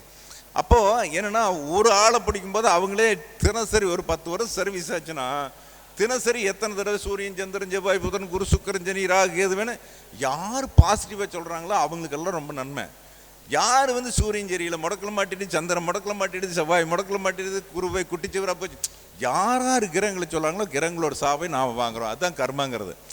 நீங்கள் நினச்சிக்கிறேன் கர்மா எங்கிருந்து மறதில்லை, நம்மகிட்ட நாம் செய்கிறது கர்மம் அப்படிங்கிறது நாம் செய்தனால வரக்கூடியதான் கர்மம். செய்வினைங்கிறது என்ன, நாம் செய்தவினை தான் செய்வினை, புதுசாக யாரும் நம்மளுக்கு செய்ய போகிறதில்ல. அப்போது இது வந்து என்னென்னா மக நட்சத்திரம் நல்லா இருக்கும், மக நட்சத்திரக்காரருக்கு யார் யார் வந்து நம்மளுக்கு இருக்குதோ கொடுக்கலாம். இது ஒரு விஷயம். அதே போல் நமக்கு என்னால் சோதனை மேல் சோதனை என்னால் தாங்க முடியல அப்படின்னு இருக்கிறவங்க வந்து அந்த நம்ம கல்யாணம் யார் கல்யாணம் செஞ்சுருந்தாங்கன்னா அவங்களோட கல்யாணத்துக்கு யார் யார் வந்தாங்களோ வயசானவங்க யார் வந்திருந்தாலும் கூட நம்மளால் தாங்க முடியாத அளவுக்கு ஒரு பிரச்சனை, தொழில் முடக்கம் வருமான முடக்கம் இருக்குன்னா நமக்கு கல்யாணத்துக்கு யார் வந்தாங்களோ அவங்க வயசான கணவன் மனைவி இருந்தாங்கன்னா அவங்க வீட்டுக்கு போய் வேட்டி துண்டு எடுத்து கொடுத்து அல்லது நம்ம வீட்டுக்கு வர வச்சால கூட்டிகிட்டு வந்து விருந்துக்கு வர சொல்லி வேட்டி துண்டு கொடுத்து அப்புறம் சாப்பாடுக்கு படலை சந்தோஷமாக நம்மளுக்கு சாப்பிடுங்கிறதில்ல சிறப்பாக அவங்களை கவனித்து ஒரு ஆசீர்வாதம் வாங்கினா போதும். நல்லாருன்னு சொன்னாங்கன்னா தோஷங்கள் பூரா போயிடும். பெருசாக பரிகாரங்கள் அப்படிங்கிறது இதெல்லாம் சின்ன சின்ன குட்டி விஷயங்கள், தாந்திரிக பரிகாரங்கள். வாழ்க்கையில் யார் யார் வெற்றி வேணுமோ, யார் யார் மேன்மை வேணுமோ, யார் யாருக்கு சுகம் வேணுமோ, யார் யாருக்கு சந்தோஷம் வேணுமோ கொட்டி கிடக்குது பரிகாரம். இப்போ இங்கே பார்க்குற போது ஒரு இந்தியாங்கிறது ஒரு அற்புதமான விஷயம். உலகளவில் வந்து இந்தியாவுக்கு எல்லாம் வர்றாங்க. எதுக்கு வர்றாங்க அப்படின்னு கேட்டிங்கன்னா இப்போது உதாரணம் வந்து சிவன் என்ன பண்ணார்னா பிரம்மனுடைய தலையை கிள்ளனார். அது எப்படியோ கதை இருக்கட்டும், நெகத்தில் ஒட்டிடுது, பிரம்மகித்தி தோஷம் பிடிச்சிடுது. பூமிக்கு வந்துட்டார், சுற்றுன்னு சுற்றுறாரு, எங்கெங்கேயோ சுற்றுறாரு, சுடுகாடு சுற்றி என்னென்னமோ பண்ணுறாரு, ஒன்றும் பண்ணி நடக்கலை. இங்கே போகிறாரு, அப்படியே கேரளா போகிறாரு, கேரளாவில் போய் எங்கள் கூலி வகை அந்த இடத்துல ஒரு குட்டிச்சாத்தானை உருவாக்குறாரு. அப்புறம்லாம் வசதி விசையாக போகிறாரு. கடைசியில் எங்கே போகிறாருன்னா காஷ்மீர் அந்த காசி போகிறாரு. காசி போகும்போது அங்கே வந்து அன்னபூரணி அம்மா இருக்காங்க, அங்கே தங்க கப்பையில் சாப்பாடு போடுறாங்க. வாங்கினதே அந்த தோஷமானது போயிடுது. அப்போ காசிக்கோட தலத்தோட மகிமை அதுதான். யார் யார் காசிக்கு போகிறாங்களோ அது கடமை முடிந்த பிறகு தான் காசிக்கு போகணும். சும்மா காசிக்கு போகிறதெல்லாம் வேஸ்ட்டு. அவன் கல்யாணம் போன்ற சம்பரங்களை முடிச்சுதான் முடிப்பு. எல்லாமே சும்மா வந்து ஒரு டைம் பாஸிங் மாதிரி போகிறாங்க. அதெல்லாம் சரியான விஷயமா தெரியல. என்னை பொறுத்தளவு அது உடன்பாடு இல்லை. அந்த காலத்தில் காசி யாத்திரை என்பது தன்னுடைய கடமைகளெல்லாம் முடித்த பிறகு தான் காசிக்கு போவாங்க. போய் காசிக்கு போயிட்டு நம்ம சடங்கு சம்பிரதாயம் பண்ணி போட்டு நம்ம பண்ணிட்டு வர்றது ஒரு முறை. இப்போ காசிக்கு வந்து அந்தளவுக்கு ஒரு வலுவான அமைப்பு. அப்போ அங்கே வந்து இருக்கக்கூடிய அந்த அன்னபூரணி தேவி போய் நம்ம மதிய உணவு அங்கே சாப்பிடணும், அந்த இடத்துல இருக்கணும், மதிய உணவு சாப்பிட்டு வந்தால் நம்முடைய தோஷங்கள் எல்லாம் போகும் அப்படிங்கிற ஒரு கணக்கு ஒன்று இருக்குது. அதே போல் எல்லா தெய்வங்களுமே தனக்கு ஏற்பட்ட தோஷம் போக இங்கே தான் பூமிக்கு வந்திருக்கு. விநாயகருக்கு வந்து கல்யாணமே ஆகாதுங்கிறதுக்காக திருக்கருக்காவூரில் வந்து பூஜை பண்ணியிருக்காரு. அதே மாதிரி முருகன் வந்து திருச்செந்தூரில் போட்டு தள்ளிட்டாரு. அதை யார் போட்டு தள்ளினாரு? சூரன் போட்டு தள்ளிட்டார், தோஷம் வந்துடு. அதை நிவர்த்தி பண்ணுறதுக்கு என்ன பண்ணார்? திருப்பூர் பக்கத்தில் திருமுருகம்பூண்டியில் வந்து தான் அவர் பூஜை பண்ணி தோஷம் விளக்குனார். அப்போ இந்த பூமியில் மட்டும்தான் முருகன் ஆகட்டும், விநாயகர் ஆகட்டும், லட்சுமி ஆகட்டும், சரஸ்வதி ஆகட்டும். உதாரணம் வந்து விஸ்வாமித்திரர் வந்து ஒரு பொண்ணை லவ் பண்ணார். அவர் நல்ல பிரம்மச்சாரி, ஒரு பொண்ணை லவ் பண்ணிட்டார், ஊர்வசின்னு நினைக்கிறேன். லவ் பண்ணதுனால என்னாச்சு, அந்த ஊர்வசிக்கு தேவலோக அரசிங்கிற ஒரு தேவலோக நாட்டி பெண், அந்த பெண்ணுக்கு சாபம் பிடிச்சிடுது, தூக்கி வீசிட்டாங்க, பூமியில் வீசிட்டாங்க. அப்போ பூமியில் இருந்து புத்தி அப்புறம்தான் சாப நிவர்த்தி அடைஞ்சு அவங்க ஊர்வசி கடிகா ஏறக்குறைய 4-5 வைத்திய நூல்கள் அவங்க எழுதியிருக்காங்க, விஸ்வாமித்திர வந்தவங்க. அப்போ இந்த பூமியில் பிறந்து தான் அவங்களுடைய தோஷம் போயிருக்குது. அப்போ வந்து இந்த பூமியில் தென்னாடுடைய சிவனை போட்டின்னா உத்தரகோசமங்கையில் தான் சிவன் வந்து பிறந்ததை சொல்கிறாங்க. அது இல்லாமல் மதுரையம்பதியில் 64 திருவிளையாடல் நடத்தினதா முருகன் இந்த சிவன் பண்ணதா சொல்கிறாங்க, சிவன் அப்படின்னு சொல்கிறாங்க. அப்போ இந்த மதிப்பு மரியாதைங்கிறது மிகப்பெரிய விஷயம். இதே மாதிரி இன்னொரு விஷயம், கோவாக்கு பூராமே உலகளவில் இருந்தே குளிக்க போகிறாங்க. நம்முடைய அன்பு நண்பர்கள்லாம் வந்து என்ன பண்ணுறாங்க, வேறு விதமாக பாட்டல் கேட்டல் சமாச்சாரத்துக்கு போகிறாங்க. அதல்ல, அவர்கள் வெளிநாட்டிலிருந்து நம்ம இந்திய மண்ணோட பெருமையை தெரிந்து கொண்டு அந்த மண்ணில் வந்து அந்த தண்ணியில் வந்து குளித்துட்டு அந்த மணலுக்குள்ள வந்து படுத்தாங்கன்னா அவங்களுடைய கர்மாக்கள் பூரா போயிடும், தோஷங்கள் பூரா போயிடும் அப்படிங்கிற அடிப்படையில் இந்தியாவில் வந்து அங்கே வந்து படுத்து தூங்குறாங்க. இதுதான் அங்கே உள்ள விஷயம். அவர்கள் எல்லா பக்கம் தேடுறாங்க, தமிழ்நாட்டில் இருக்கிறவங்க போகிறோம், வெளிநாட்டுக்காரன் போகிறேன், இந்த பூமியோடைய அதிசயத்தை வியந்து பார்க்குறாங்க. இப்படியெல்லாம் ஒரு ஏன்னா நம்ம கோயில் கட்டியிருக்கோம் நிறைய. உதாரணம் ராஜராஜ சோழன் 984 to 1015 ஆட்சி பண்ண காலம். அப்போ அந்த ஆட்சி பண்ண காலத்தில் எத்தனை ஒரு அற்புதமான விஷயத்தை பண்ணியிருக்காரு. அவரோட வரலாறு ஏறக்குறைய 100 கரிகால் சோழன் வந்து கல்லணை கட்டினான். அப்போ கல்லணை கட்டின பிறகு அதுக்கு பிறகு ஏறக்குறைய அந்த சோழர் வம்சத்தில் வந்தது அந்த ராஜராஜ சோழன் வந்தார். அப்போ ராஜராஜ சோழனுக்கு அப்புறம் ராஜேந்திர சோழன் வந்தாப்புல. இப்போ இதெல்லாம் ஒரு கணக்கு. அப்போ இவர்கள் செய்தது, அவங்க சமாதி எங்கே இருக்குன்னு தெரியல, ஆன்மீகத்துக்காக செய்ததாக, தான் இந்த பூவிக்கு வந்ததுக்காக ஏதோ செய்தது தான் அந்த கோயில். ராஜேந்திர சோழன் ஒரு கோயில் கட்டி வச்சிருக்கான். அப்போ வந்து எல்லாருமே ஒவ்வொருத்தரும் ஒரு பணி நம்ம செஞ்சு வைக்கிறது என்னன்னா, நாம் அந்த பூமியில் பிறந்திருக்கோம், நம்ம வந்து ஒரு ஏதாவது ஒன்று செய்யணுங்கிறதுக்காக தான் அந்த பெரிய அரசர்களாகட்டும், இப்போ நம்ம கிராமத்துலலாம் ஒரு சில பெரியவர்கள் இருப்பாங்க, சான்றோர்கள், ஒரு விநாயகர் கோயில் கட்டி வைக்கிறது, முருகன் கோயில் கட்டி, இதை வந்து பூமிக்கு வந்ததை நடத்துறதுக்கு. ஆனால் என்னென்னா நடைமுறையில் என்னென்னா, அந்த பெரியவங்க கட்டி வச்சதை வழிபடக்கூடிய ஆளுகள் ஒருத்தரும் கிடையாது. அவங்களோட வம்சங்கள் வந்து இப்போல்லாம் நம்ம ஒரு குழந்தைக்கு மேலே பெற்றுக்கிறது இல்லையே. அந்த காலத்தில் ஒரு 5-6 குழந்தை இருக்குது, ஏதாவது ஒன்றாவது ஆன்மீகத்துக்கு போகும். அப்புறம் இப்போல்லாம் ஒரு குழந்தை இருக்குது, உடனே என்ன பண்ணுது, படிக்குது, பள்ளிக்கூடம் போகுது, அப்புறம் பதம்புது வெளிநாடு போயிடுது, எங்கேயோ ஒரு பக்கம் போய் படித்து வேலைக்கு போயிடுது. சாமி மேலே ஈடுபாடு இல்லை, ஆன்மீகம் இல்லை. குலதெய்வம் தெரியாதவங்க நிறைய பேர் உண்டு. இப்போ வந்து குலதெய்வம் வந்து என்ன காரணம்னா, அப்பா சாமி மேலே கும்பிட மாட்டார், மகனுக்கும் விருப்பம் இருக்காது. அதுக்கடுத்த வம்சம் வந்து குலதெய்வத்தை இடம்போது தேடி இருப்பேன், குலதெய்வம் காணும் எங்கே கிடைக்கும் சொல்லுங்க பார்க்கல. குலதெய்வங்கிறது எங்கே கிடைக்கும்? வழிபடத்தான் அவன் இந்த குலமானது வளரும். அதனால தான் குழந்தையே இல்லாமல் போகிற காரணம் இதுதான். குலதெய்வ வழிபாடு யார் வந்து கரெக்டாக வந்து வருஷம் செய்கிறாங்களோ, அந்த காலத்தில் மாதம் வழிபடும், அமாவாசையோ பௌர்ணமியோ அவங்கவுங்க ஊரில் வந்து அமாவாசை தினம் கட்டாயம் குலதெய்வ வழிபாடு இருக்கும். குலதெய்வ வழிபாடு வந்து பண்ணுறவங்களுக்கு தான் வந்து குலம் விருத்தி அடையும். அப்போ குழந்தை விருத்தி அடைந்தால் தான் குழந்தை நிறைய பெற்றுக்கும். இப்போ ஒரு குழந்தை பிறக்கிறக்கே வந்து விஞ்ஞானத்தினுடைய உதவி தேவைப்படுகிறது. ஒரு குழந்தை பெற்றுக்கிறதுக்கு விஞ்ஞானம் இல்லை என்றால் குழந்தை கிடையாது அப்படிங்கிற அளவுக்கு எத்தனையோ விஷயங்கள் வந்துடுது. அப்போது ஒரு புது விஷயங்கள் வாழ்க்கையில் மாற்றம் நிறம்னா குலதெய்வம் வேணும். பழையன விஷயங்கள் பூராமே விடணும். பொட்டு வைக்கிறோம் அப்படிங்கிறோம், பொட்டு எதுக்கு வைக்கிறோம்? இந்த இடத்துல இருக்கிற ஆக்ஞா சக்கரம் வேலை வைக்கிறதுக்கு தான் விபூதி வைக்கிறோம். ஒருத்தருக்கு கோயிலில் போன என்ன பண்ணால் அந்த சட்டப்படி அந்த கோயிலில் பண்ணக்கூடிய அந்த பூசாரி விபூதி, இது வந்து அக்கினி, கட்ட விரலுங்கிறது அக்கினி, இதில் தொட்டு தான் விபூதி எடுத்து வச்சுட்டும் போது இது ஆக்கியில் போகும்போது இவனுடைய தோஷங்கள் பூரா போய் தெய்வத்தோட சக்தி வரும். குழந்தைக்கே விபூதி பூசும்போது இதை வச்சு பூசுவாங்க. இப்போ நம்மெல்லாம் வந்து விபூதி வைக்கிறது ஒரு அருவருப்பு பார்க்குற, ஐயோ தொட்டா ஏதாவது ஆயிடுது அப்படிங்கிற மாதிரி இருக்குது. அழகாக அற்புதமாக விபூதி வந்து நம்ம இந்த வில்வக்காய் இது மாதிரி நம்ம ஒரு சில பொருளை போட்டு நாமளே செஞ்சுக்கலாம். வில்வக்காய் கொஞ்சம் ஒரு 50-100 வில்வக்காய் எடுத்து ஒரு இரும்பு சட்டியில் போட்டு உடச்சி போட்டு பச்சைக்கற்பூரம் போட்டு எடுத்து வச்சு அப்படியே மூடி வச்சிட்டோம்னா அப்படியே நின்றுடும்.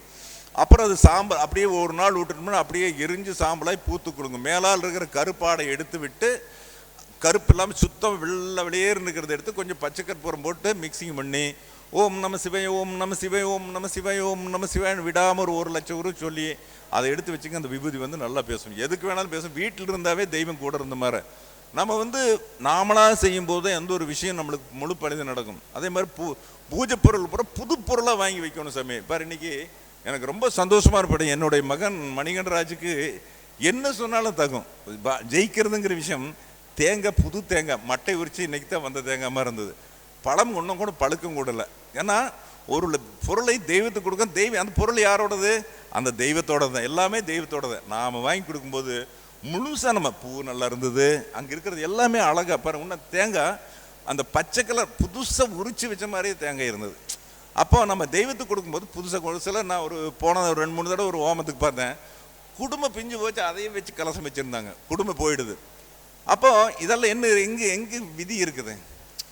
அப்புறம் குடுமி இல்லாமல் உடைக்கிறது எதுக்கு அப்படின்னா, அந்த கேரளா பகுதியில் இந்த முட்டை உடைக்கிறதுன்னு சொல்லுவாங்க. தோஷங்கள் விலகிறதுக்காக கட்டு உடைக்கிறதுக்கு தான் என்ன பண்ணுவாங்க, தேங்காயை வந்து உடைப்பாங்க.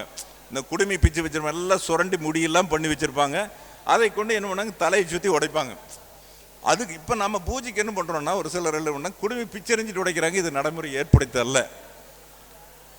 குடுமி வந்து பிச்சு உடைச்சு போகிற வேணா குடுமி பிச்சு வைக்கலாம் மொழியே. இது மாதிரி ஒரு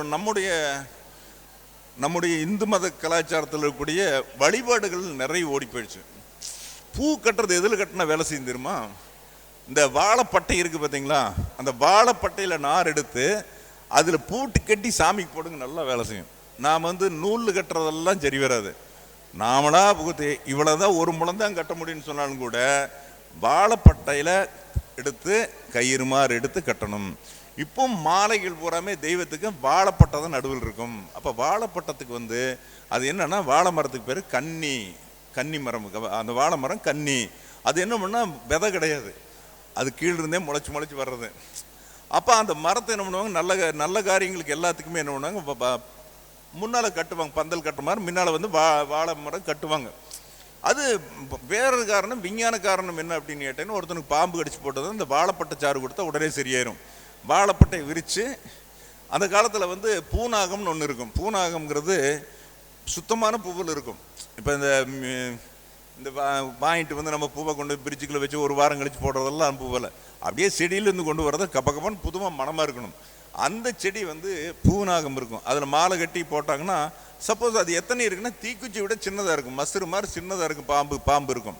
அதே மாதிரி பூ தேள் இருக்குது, தேள்லேயும் சின்ன இலை மாதிரியே இருக்குது, இலை தேள்னு பேர். இதெல்லாம் கடிச்சுன்னா உடனே அட்டாக் போயிடும். அப்போ ஏதாவது அவனுக்கு நுரத்தெழுதுன்னா வாழைப்பட்டை சாரை கொடுத்துட்டு வாழைப்பட்டையில் படிச்சுட்டு இது ஃபஸ்ட் எய்டு. அப்புறம் மருத்துவத்துக்கு போகிறதில்ல. அப்போ ஃபஸ்ட் எய்டு காப்பாற்றிடலாம். அவன் நார்மல் ஆகிட்டான்னு உடனே கொண்டு போய் மருத்துவத்துக்கு போயிடலாம். அப்போ இப்போ விஞ்ஞானத்தில் எப்படி இப்போ விஞ்ஞான மருத்துவம் நிறைய இருக்குது. ஏதோ ஒன்று பண்ணி அவனை காப்பாற்றலாம். அப்போ ஃபஸ்ட் எய்டுக்கு ரொம்ப வாழை மரம் பயன்படும் அப்படிங்கிற விஷயம். அப்போ வாழைப்பட்டையில் கட்டின பூ தான் சிலாக்கியமானது, தெய்வத்துக்கு படைக்கலாம். நம்ம வீட்டிலேயே அலுவலகத்திலே போட்டால் புது பூவை வாங்கி போடணும். ஒரு சில புதுசாக வாங்கி வச்சுட்டு ஒரு வாரத்துக்கு கூட யூஸ் பண்ணுறாங்க. அப்படி வைக்கக்கூடாது.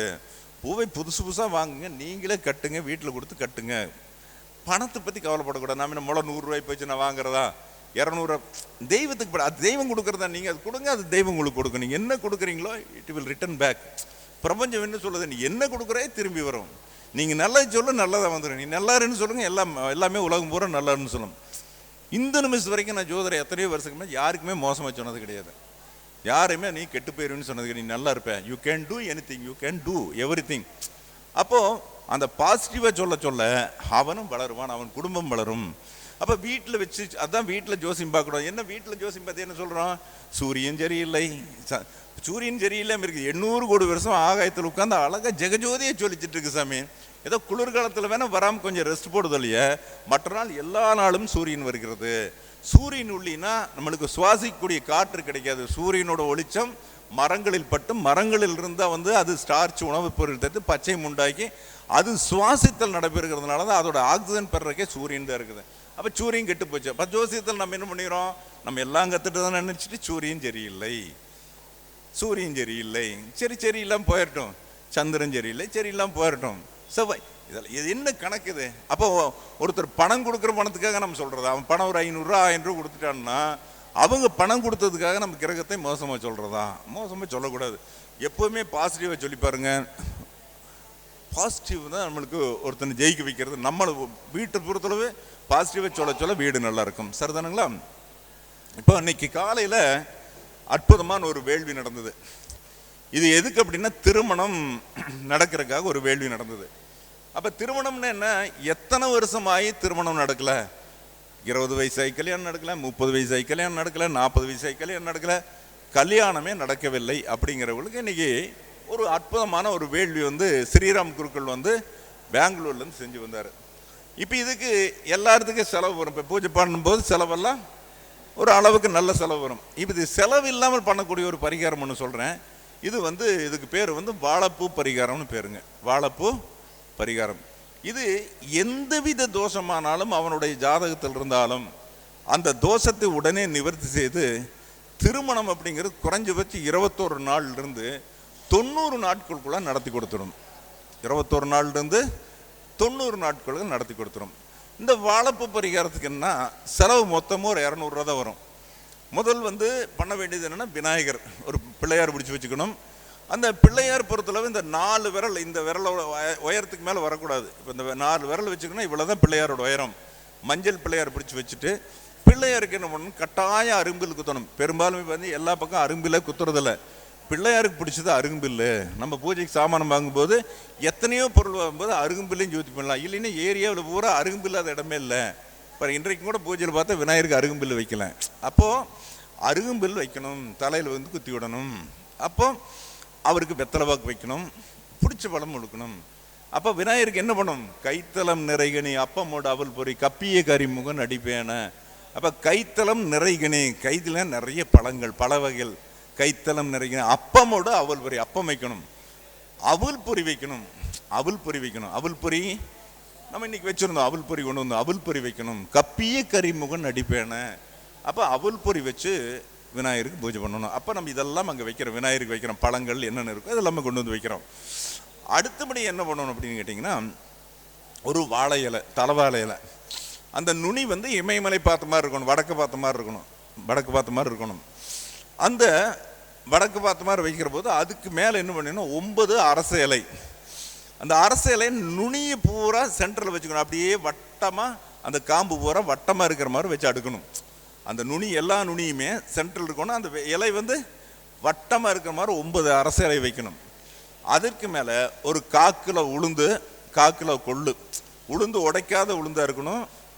கொள்ளு வந்து டேமேஜில் நல்ல சுத்தமானதாக வாங்கி வைக்கணும். வச்சுட்டு ஒரு மண் கலசம், அந்த மண் கலசம் எவ்வளோ இருக்குன்னா 1 லிட்டர் பசும்பால் பிடிக்கிற மாதிரி வாங்கிக்கணும். அப்புறம் தேங்காய் வாங்குற போது என்னென்னா, தேங்காய் வாங்கி வச்சுட்டு பானை வாங்கிடணும். அந்த பானைக்குள்ளே உழுகாத மாதிரி இருக்கணும், அந்த ஓட்டை சின்ன குறுகலான வாய் இருக்கிற மாதிரி தேங்காய் வந்து அந்த மண்பானை வாங்கிக்கணும். சரிங்களா?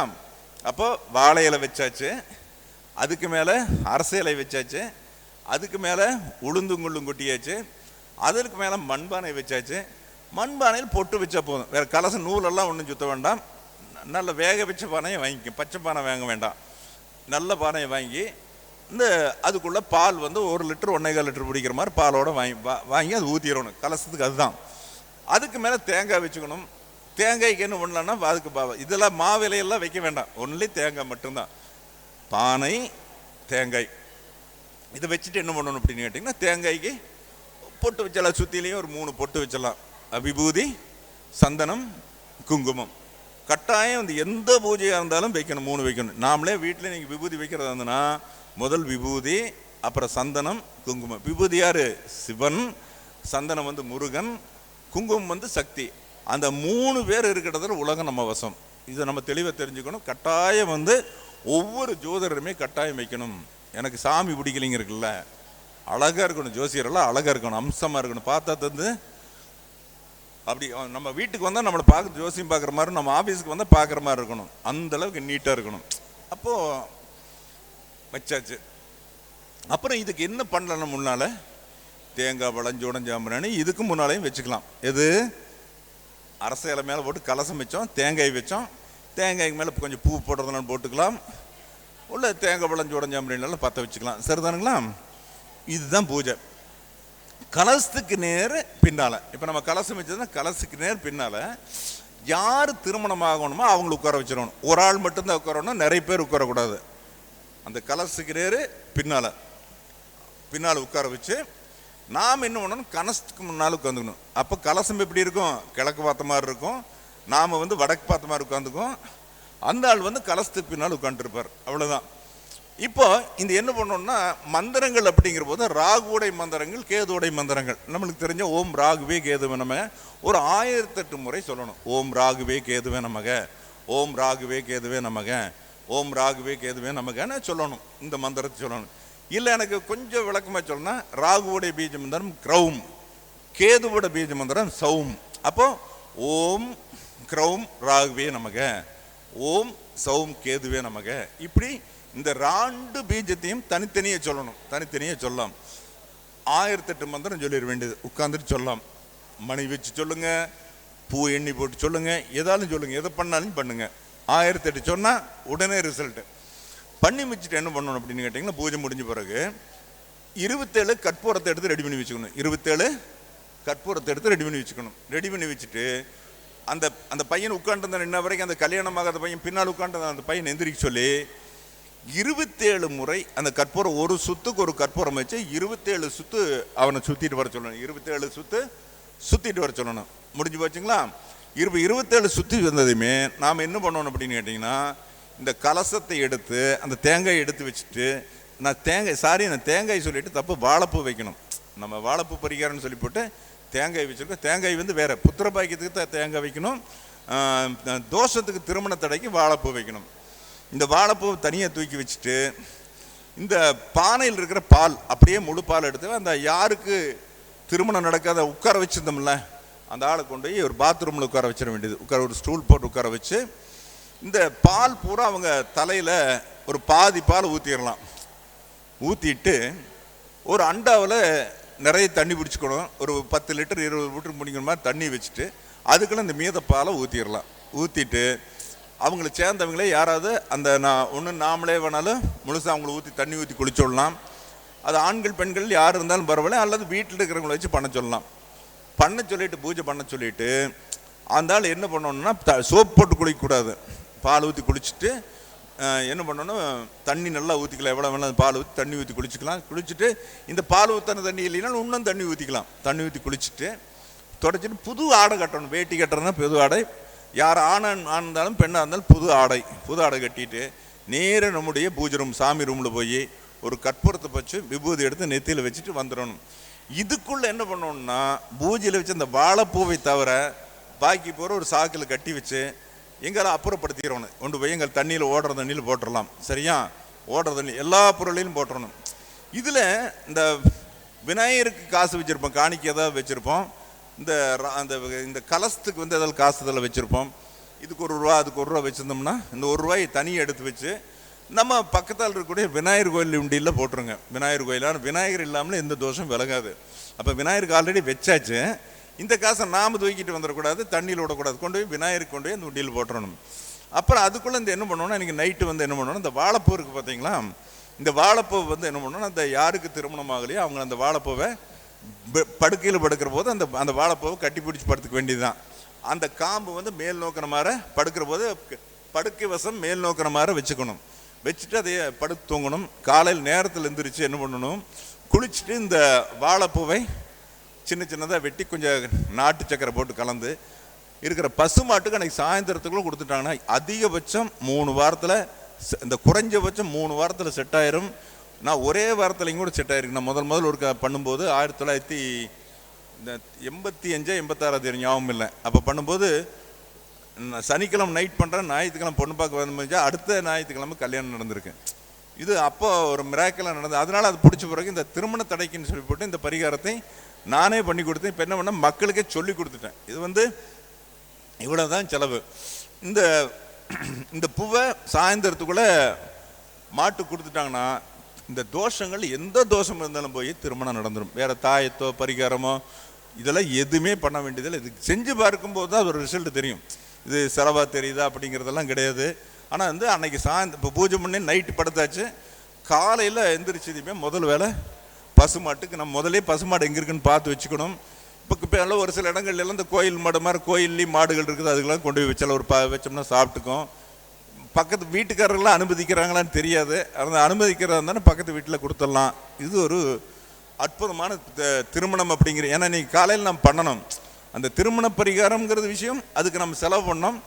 இப்போ எல்லாருக்குமே கட்டாயம் அதில் கலந்து கொண்ட அனைவருக்குமே திருமணம் நடந்துடும், கேரண்டியே திருமணம் நடந்துடும். அதே மாதிரி புத்திரபாக்கியம் நடந்துடும். ஏன்னா அதுக்கு தகுந்த மாதிரி சிறப்பான பூஜை ஸ்ரீராம் குருக்கள் பண்ணார் அப்படிங்கிற ஒரு விஷயம் இருக்குது. அதை காட்டிலும் நல்ல பூஜை பொருள்கள், சிறந்த பூஜை பொருள், ஒவ்வொரு பொருள் வச்சதுமே புது பொருள்களாக இருந்தது அப்படிங்கிற ஒரு விஷயம் இருக்குது. ஸோ அந்த பரிகாரம் வேலை செய்யும். இது இப்போ யார் உலகம் முழுவதும் பார்த்து கொண்டிருக்கிறீங்களோ, யார் இதை கவனித்து கொண்டிருக்கிறீங்களோ, அது யூடியூப் வழியாக இருந்தாலும் சரி, ஃபேஸ்புக் வழியாக பார்த்தாலும் சரி, அது முகநூல் எந்த லைனில் பார்த்தாலும் சரி, டிவி வழியாக பார்த்தாலும் சரி, இது யார் பார்க்குறீங்க கண்ணுறும் நண்பர்கள் அனைவருமே இந்த பரிகாரத்தை செய்யும்போது அவங்க வாழ்க்கையில் நிச்சயம் ஒரு திருமணம்ங்கிறது, தனக்கு வாழ்க்கை துணைங்கிறது, ஆணாக இருந்தாலும் பெண்ணாக இருந்தாலும் வாழ்க்கை துணை வேணுங்கிறது ஒரு அற்புதமான விஷயம். அந்த வாழ்க்கை துணை கிட்ட இந்த உலகத்தில் அவங்க என்னென்ன நினைக்கணுமோ அத்தனை காரியம் நடத்தணுங்கிற ஒரு விஷயம் இருக்குது. சந்தோஷமாக வாழ்கிறதுக்கு ஒரு வாழ்க்கைக்கு ஒரு துணை தேவை அப்படின்னு சொல்லிப்போட்டு அந்த துணை சம்பந்தமான ஒரு 2 விஷயத்தை சொல்லிட்டு முடிச்சுக்கலாம். எல்லாம் பசிக்கிற டைம். இப்போது துணை எடுக்கிறங்கிற போது என்னென்னா, வாழ்க்கை துணை அப்படிங்கிறத கொஞ்சம் இங்கே இருக்கிறவங்களும் கூட கொஞ்சம் கவனிச்சுக்கலாம். இது ரொம்ப ஜோசியம் பார்க்குறவங்களுக்கு ரொம்ப பயன்படும். இந்த முதல் முகூர்த்தம் குறித்ததல் அப்படிங்கிறது என்னென்னா, பெரும்பான்மை என்ன பண்ணுறாங்க, நம்ம பொருத்தம் பார்க்குறோம், நல்ல பொருத்தம் பார்க்குறோம், பொருத்தம் பார்த்த பிறகு என்ன பண்ணுறோம், ஓகே குட் அப்படின்னு நம்ம குறித்து கொடுத்தோம். உடனே அவங்க என்ன பண்ணுறாங்கன்னா மண்டபம் தேடுறாங்க. மண்டபம் தேடிட்டு அவங்க ஒரு பெரிய கணக்கில் இருப்பாங்க, பெரிய மண்டபமாக தேடணும், பயங்கரமாக இருக்கணும்னு மண்டபம் தேடுவாங்க. அந்த மண்டபம் தேடி ரெடி பண்ணி எல்லாம் பண்ணி குறிச்சிட்டு மறுபடியும் ஜோசியர்கிட்ட வருவாங்க. ஏங்க ஆவணி 7ஆம் தேதி வச்சுருக்கிறேன் அப்படின்ட்டு வச்சுருக்கீங்க, மண்டபம் கிடச்சிருக்கு அப்படிம்பாங்க. நம்ம இந்த ஜோசியர் என்ன பண்ணோம், அவனுக்கு ஜாதகமாக அன்னைக்கு நேரத்தை குறித்து கொடுக்குறாங்க. ஆனால் அது அப்படி கிடையாது. நம்ம நாள் குறிக்கிறது ஜோதிடர் குறிக்கக்கூடிய நாளில் தான் கல்யாணம் பண்ணணும். இவங்க மண்டபம் கிடைக்கக்கூடிய நாள் அல்ல. இவங்களுடைய நட்சத்திரப்படியும் தாராபலன் பார்க்கணும். ஆண் பெண் 2 பேர்த்துக்கும் நட்சத்திரப்படி தாராபலன் பார்த்து அந்த நாளில் தான் முகூர்த்தம் வைக்க வேண்டும். சுத்தமான முகூர்த்த நாளாக பார்த்து வைக்கணும். அவன் சரியான முகூர்த்தத்தை வைக்காதவன் யமதூதன் என்று சொல்லப்படுகிறது சாஸ்திரத்தில். சரியான முகூர்த்த நேரத்தை அந்த ஜோதிடன் வைத்து தர வேண்டும். அப்படிப்பட்ட நேரத்தில் திருமணம் நடக்கும்போது கண்டிப்பாக அவங்க வாழ்க்கை நல்லா இருக்கும். இதுக்காகத்தான் அந்த காலத்தில் என்ன பண்ணாங்க, பிரம்ம முகூர்த்தம்னு சொல்லி சூரியன் வர்றதுக்கு முன்னே கல்யாணம் பண்ணிட்டு இருந்தாங்க. இப்போ நம்மளுக்கு மக்கள் வரவுங்கிற ஒரு விஷயம் இருக்குது. மக்கள் நிறைய வரணும், லட்சக்கணக்கில் வரணுங்கிறதுக்காக கல்யாணம் ஆனது 9 மணி 10 மணி 11 மணிக்கெல்லாம் பண்ணுறாங்க. காலம் தாழ்த்தி பண்ணக்கூடிய அமைப்பு நம்மளுக்கு கண்ணுக்கு பாடப்படுகிறது. அப்போ திருமணம்ங்கிறது என்னென்னா, ஜோசியர் பார்த்து நாள் குறித்து கொடுக்கணும். இப்போ இந்த நாள் குறித்து கொடுத்துட்டு என்ன பண்ணோம், நம்ம காலையில் நம்ம அதில் புஷ்கரண வம்சம்னு ஒன்று இருக்குது, அதில் தாலி கட்டுற சடங்கு பண்ணணும். முதலே ஜோசியர் கேட்டு அந்த நாளில் எத்தனை மணிக்கு புஷ்கரண வம்சம் வருதா, புஷ்கரண வம்சத்தால் தாலி கட்டணும். சரி, இதில் ஏதாவது தப்பி போனாலும் கூட மருமங்கல்யம்னு ஒன்று இருக்குது. அந்த நேரத்தில் நம்மளுக்கு அந்த கட்டக்கூடிய வாய்ப்பை நம்ம பண்ணிக்கலாம். சரிங்களா, அப்போ பார்த்து பண்ணிக்கலாம். அப்புறம் 2வது திருமணம் பார்க்கும்போது என்னென்னா, இப்போ பார்க்குறேன் நல்லா இருக்குது, டைப் பண்ணி நல்லா ஜாதகம் நல்லா இருக்குது. ஒரு 3 மாதம் கழித்து 6, 8, 12 கூடிய திசையோ 6, 8, 12 கூடிய நட்சத்திரத்திலே திசையோ புத்தி வரும்போது இந்த ஏற்பட்ட திருமணமானது அந்த சரியாக வராமல் முறிவு ஏற்படக்கூடிய காட்டத்தில் இருக்குது. ஒன்று கல்யாணம் பண்ணது சண்டை தகராறு பிரச்சனை வரக்கூடிய வாய்ப்பு இருக்குது. முதல் பேசிக் நாள், நல்ல நாள், ஜோசியர் நல்ல ஜோசியர், ஒரு ஜோசியர் 2 ஜோசியர் பார்த்து குடும்ப ஜோசியர்கிட்ட நம்ம முதல் கேட்ட பிறகு மண்டபம் குறிக்கணும். அதை காட்டில் இன்னொரு விஷயம் என்னென்னா, கல்யாணம் பண்ணும்போது இந்த முன்னத்த நாள் இந்த ரிசப்ஷன் மாதிரி வைக்கிற வேலையெல்லாம் அன்னைக்கு வைக்கக்கூடாது. ஒரு 2 நாள் கழித்து ரிசப்ஷனை வச்சுக்கலாம். முன்னத்த நாள் ரிசப்ஷன், அதாவது கணவன் மனைவிங்கிறது அந்த காலத்தில் தாலி கட்டின பிறகு தான் கணவன் மனைவிங்கிற உறவு. அப்போ என்ன பண்ணுவாங்க, முதல்ல என்ன பண்ணுவாங்க, சுண்டு விரலை சேர்த்தி கர்ச்சீப்பில் வச்சு கட்டி மணவரை 3 வருஷம் தான் அவன் மனைவி என்று உரிமையாகிறாள். அதுக்கு முன்னால் பண்ணக்கூடிய முறைகள் முறைங்கிறது கிடையாது. அப்போது முன்னத்த நாள் ரிசப்ஷன் வைக்கிறது கூடாது. அன்னைக்கு வைக்கலாம். ஏன்னா இப்போ நம்ம செலவுக்கு முக்கியத்துவம் கொடுக்குறோம். நிறைய பேர் மொய் வரணும், அது மாதிரி இது மாதிரி கணக்கெல்லாம் பார்க்குறாங்க, ஒரு விஷயம் இருக்குது. ஆனால் இது எல்லாமே வேணும்னாலும் கூட இது வந்து சரி, அதுக்கு முன்னால் பண்ணக்கூடிய சடங்குகள் வந்து சரியில்லை. கணவன் மனைவி ஆணும் பெண்ணும் சேரக்கூடாது. அப்போ வந்து அடுத்த நாள் முறைப்படி தாலி கட்டின பிறகு அக்கினி சாட்சியாக வலம் வந்த பிறகு தான் பண்ண வேண்டும். இது வந்து அந்த காலத்தில் பின்பற்றப்பட்டது. அந்த காலத்தில் பெண் வீட்டில் தான் திருமணம் நடக்கும், வீட்டில் தான் திருமணம் நடக்கும். எங்கள் அங்கே வந்து என்ன பண்ணுவாங்க, அங்கே ஒரு வீட்டில் மாப்பிள்ளை வந்து தங்கிக்குவாங்க, மாப்பிள்ளைக்கு வீடு ஏற்பாடு பண்ணியிருப்பாங்க. காலையில் வந்து முகூர்த்தங்கிறது 6 மணி 5 மணி 6 மணி 5 மணி இது மாதிரி நேரத்தில் திருமணம் நடக்கும். இதெல்லாமே வந்து இது கலியுகம் அப்படிங்கிற விஷயத்தினால மாறி மாறி இருக்குது. மக்களை அனுசரிக்க வேண்டிய ஞாயிற்றுக்கிழமையில் கல்யாணம் பண்ணக்கூடாது, ஞாயிற்றுக்கிழமை தான் கல்யாணம் பண்ணுறாங்க அப்படிங்கிற விஷயம் இருக்குது. ஸோ வந்து இதை மனதில் வைத்து கொண்டு நம்ம எல்லாமே நீங்கள் எல்லாம் தயாராகிட்டு இருக்கிறவங்க ஒவ்வொரு வேலைக்கு தயாராகிட்டு இருக்கீங்க. டைம் வந்து நகர்ந்து கொண்டு இருக்கிறது. ஸோ வந்து இன்றைக்கி ஒரு சில விஷயங்களை நான் வந்து உங்களுக்கு பார்க்குறவங்களுக்கு எல்லாமே கொடுத்துருக்குறோம். நிறைய பேச பேச பேச பேச நிறைய இருக்கும், ஒரு கான்ட்ரோவர்சியாகவும் இருக்கும். இப்போ நம்ம சொல்ல என்னடா நாள் குறிக்கிற இப்படியா, முன்னத்த நாள் ரிசப்ஷன், அதுக்கு முன்னாலே எங்கேயோ போய் வெளியூரெல்லாம் போய் போட்டாவெல்லாம் எடுத்துகிட்டு வராங்க. போட்டாங்கிற தேவை அது வந்து நினைவு சின்னமாக இருக்க வேண்டியது அப்படிங்கிற விஷயம். ஆனால் கல்யாணம் ஆன பிறகு தான் வந்து பண்ண பிறகு தான் எல்லாமே எடுத்து பண்ணக்கூடிய அமைப்பு இருக்குது. அதே மாதிரி வந்து எங்கே போகிறது, அந்த காலத்தில் மாப்பிள்ளை விருந்துன்னு ஒன்று இருந்தது. மாப்பிள்ளை என்ன பண்ண கல்யாணம் ஆன பிறகு சித்தம்மார்கள் பங்காளிமார்கள் மாமன் எல்லாமே வந்து பொண்ணு மாப்பிள்ளையை கூட்டிகிட்டு போய் 1 நாள் 2 நாள் வச்சுருந்து அனுப்புவாங்க. கல்யாணம் ஆனு ஒரு 3 மாதத்துக்கு அதுதான் வேலையாக இருக்கும். கடைசிக்கு எல்லாருமே இப்போ அந்த சடங்கே நின்று போச்சு. அந்த பொண்ணு கூட போகிறது, தனியாக சுற்றுறது இதெல்லாம் இருக்குது. அவங்க வீட்டில் 2 நாள் 3 நாள் இருக்கும். இந்த சடங்கும் காணாமல் போய்விட்டது. அப்போது அதனால் என்னென்னா ஒரு அற்புதமான வாழ்க்கை வரணும் அப்படின்னா ஜோதிடர்கள் கையில் தான் வந்து ஒரு விஷயம் இருக்குது. ஜோதிடம் தான் குரு என்ற நிலைமையை சொல்லக்கூடிய ஜோதிடம் மட்டுமே அப்படின்னு சொல்லிக்கொண்டு ஏறக்குறைய இவ்வளோ நேரம் வந்து பொறுமையாக இருந்த நல்லுள்ளங்கள் அனைவருக்குமே வந்து ரொம்ப சந்தோஷத்தையும் வணக்கத்தையும் நன்றியும் கூறி இன்னும் அடுத்த ஒரு நிகழ்ச்சியில் வரும்போது நம்ம வந்து ஏறக்குறைய யூடியூப்பில் நிறைய பேசியிருக்கோம். மருதமலை குருஜினை வரும் பாருங்கள். நிறைய இது மாதிரி சின்ன சின்ன விஷயங்கள் நிறைய கொடுத்துருப்பேன். குடும்ப வாழ்க்கைக்கான விஷயம் கொடுத்துருப்பேன், கணவன் மனைவி பிரச்சனை கொடுத்துருப்பேன், தொழில் பொருளாதாரத்துக்கு கொடுத்துருப்பேன், குழந்தைகளுக்கு கொடுத்துருப்பேன், நிறைய கொடுத்துருப்பேன். இதையெல்லாம் பார்த்து நம்முடைய பிரச்சனைகள் என்ன இருக்குதோ அதையெல்லாம் வந்து சந்தோஷமாக தீர்த்து கொள்ளலாம் அப்படின்னு சொல்லிக்கலாம். நாம் வந்து வாழ்வது ஒரு முறை, சந்தோஷமாக நம்ம குழந்தைகளை வாழ வைக்க வேண்டும், நாமளும் வாழணும், நம்மளை சுற்றி இருக்கிறவங்க நல்லா இருக்கணும்னு சொல்லி வேண்டிக் கொண்டு நான் வணங்கக்கூடிய வராகி அன்னை ஏறக்குறைய என்னுடைய சிஷியர்கள் நிறைய உண்டு. லட்சக்கணக்கில் சிஷியர்கள் உருவாக்கி இருக்கிறோம். அப்போது அந்த வராகியனுடைய ஆசி வந்து இதை பார்க்கிறவர்கள் ஏற்கிறவர்கள் அனைவருக்குமே வந்து வராகியனுடைய பரிபூர்ண கடாட்சியம் கிடைக்குன்னு சொல்லி இந்த நிகழ்ச்சி ஒரு அற்புதமான ஒரு நிகழ்ச்சியில் வந்து இன்றைக்கி வந்து ஏன்னா ஹோமம் பண்ண நாளில் வந்து பேசுகிறது ரொம்ப சிறப்புன்னு சொல்லிக்கொண்டு உங்களுக்கு அனைவருக்குமே நன்றியும் வாழ்த்தையும் கூறி தங்கள் அனைவரும் இருந்து விடைபெறுகிறேன். நன்றி, வணக்கம்.